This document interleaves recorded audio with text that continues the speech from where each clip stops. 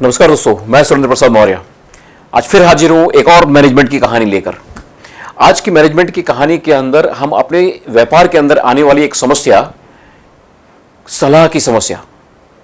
अक्सर हमारी बिजनेस की लाइफ के अंदर हम अपने समझदारी, अपने अनुभव के आधार पर, अपने अध्ययनों के आधार पर अपने व्यापार के निर्णय करते हैं। लेकिन कई बार ऐसी पोजीशन भी खड़ी होती है कि हमें जब महसूस होता है कि हमें किसी की सलाह लेनी चाहिए, किसी की मदद लेनी चाहिए। अब होता क्या है कि यह चारों तरफ ज्ञान फैला पड़ा हुआ है। आज इंफॉर्मेशन टेक्नोलॉजी के ज़माने के अंदर हर जगह ज्ञान है। आप गूगल करेंगे ज्ञान मिल जाएगा, आप व्हाट्सएप खोलेंगे ज्ञान मिल जाएगा, सब तरफ ज्ञान फैला हुआ है। इस कंडीशन में अंदर हम कंफ्यूज हैं कि किससे सलाह ली जाए।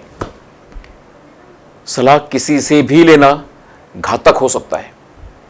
समझते हैं एक कहानी से, लेकिन मेरा आपसे आग्रह है कि अगर आप मेरी चैनल पर नए हैं तो उसको सब्सक्राइब जरूर कर लें, और अगर कहानी अच्छी लगे, सीख अच्छी लगे तो लाइक जरूर कर दीजिएगा। साथ में अगर लगता है कि किसी के लिए उपयोगी है तो उसको शेयर कीजिए। चलिए सुनते हैं कहानी। कहानी का पात्र है अपना मक्खनलाल।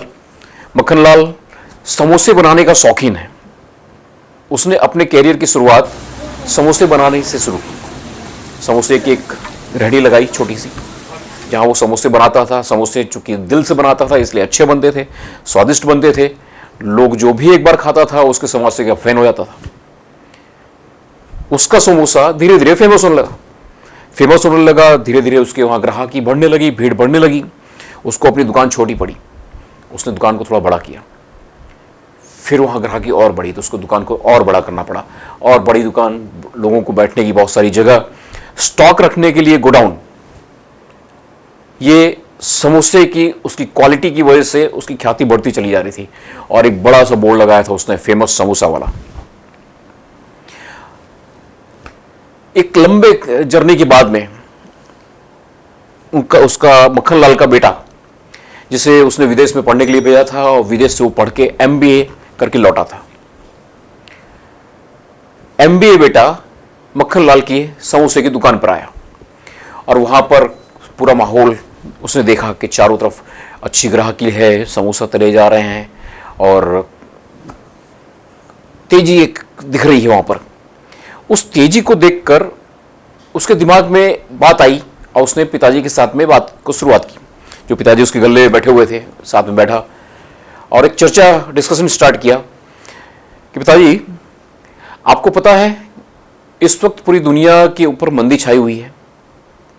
क्योंकि वो पढ़ा लिखा था, पूरी दुनिया की न्यूज़ देखता था और एनालिसिस करता था। तो उसने यह चर्चा की अपने पिता के साथ में, मक्खनलाल के साथ में, कि पिताजी आपको पता है पूरी दुनिया मंदी की तरफ बढ़ रही है, और एक ज़बरदस्त मंदी छाई हुई है।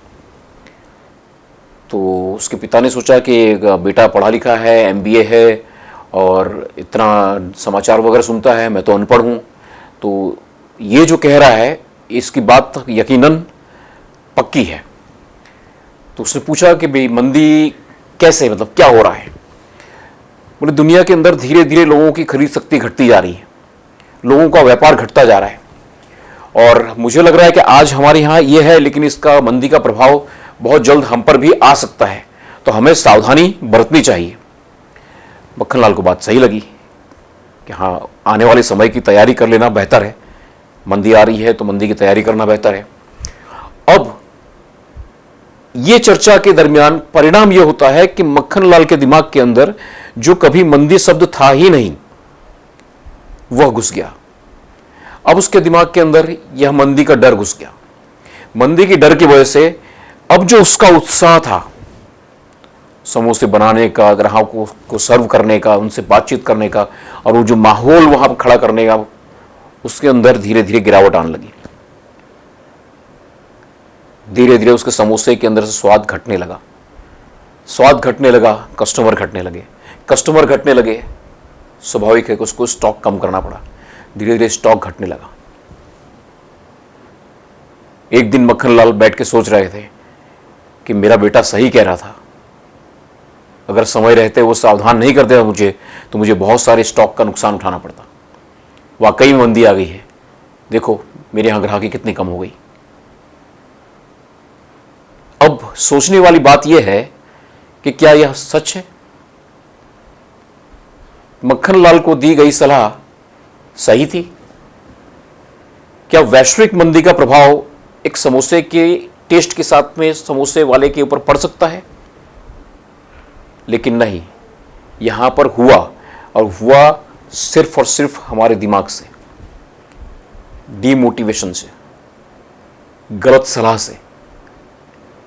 तो कहानी हमें यह सिखाती है कि हमें हमारे बिजनेस के अंदर सलाह योग्य पात्र से लेनी चाहिए। हमें किसी से भी सलाह लेने के लिए आगे नहीं बढ़ जाना चाहिए। सलाह लेने से पहले उससे जांचिए, परखिए कि उसकी योग्यता है क्या। गुरु चुनने के लिए गुरु की काबिलियत को पहले जज करना होता है। इसी तरह आपका सलाहकार को आप पहले जज कीजिए, सलाह देने की उसकी काबिलियत है क्या। जिस फील्ड के आप हैं उस फील्ड का नॉलेज उसके पास है क्या, उसने कितने वर्ष इस फील्ड में सक्सेस में पाई है।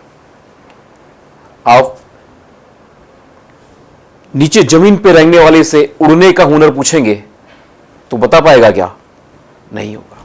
इसलिए अपना सलाहकार बहुत ध्यान से चुनिए, क्योंकि यह सलाह आपकी कहानी बनाएंगे। और आपको पता है ना, वह जवानी जवानी नहीं जिसकी कोई कहानी ना हो, लेकिन कहानी बेहतरीन होनी चाहिए। खुश रहो, तरक्की करो।